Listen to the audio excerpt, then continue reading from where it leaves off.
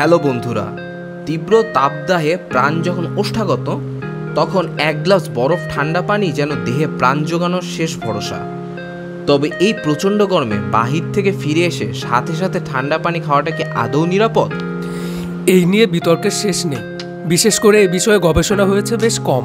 তবে হ্যাঁ, অনেক সময় অতিরিক্ত ঠান্ডা পানি খেলে শকে চলে যেতে পারেন, কারণ এটি দেহের তাপমাত্রা আকস্মিক পরিবর্তন ঘটায়। এটি সত্য হলেও এটি বেশ বিরল ঘটনা। তবে জেনে রাখা ভালো, এমনটা হলে সেটার কারণ হিসাবে শুধু ঠান্ডা পানি পান করাকে দায়ী ভাবার কোনোই দরকার নেই। অতিরিক্ত ডিহাইড্রেশন, লো ব্লাড সুগারের ফলেও তা হতে পারে। আবার অনেকে ভয় পান গরম থেকে ফিরে এসে সাথে সাথে ঠান্ডা পানি খেলে ব্রেন ফ্রিজিং কিংবা স্ট্রোক হয়ে মৃত্যু হতে পারে কিনা। এটা সম্পূর্ণ ভুল ধারণা।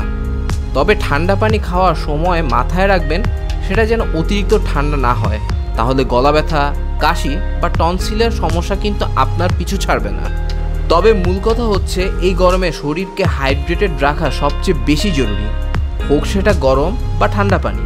ঠান্ডা পানি ইচ্ছে করলে খেতেই পারেন, তবে সুরক্ষিত থাকতে নর্মাল পানির সাথে মিশিয়ে বা কম ঠান্ডা পানি খাওয়াই উত্তম।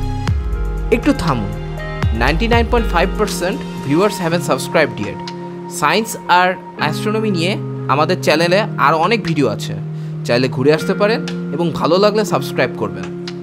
তাহলে এই গরমে সুস্থ থাকতে চাইলে বিশুদ্ধ পানি পান করুন, কোমল পানীয় এড়িয়ে চলুন, ক্যাফেইনের পরিমাণ কমিয়ে আনুন, বেশি বেশি তাজা ফল এবং ফলের শরবত খান, হালকা রঙের ঢিলে ঢালা পোশাক পরুন, ছায়া আছে এমন জায়গায় থাকার চেষ্টা করুন।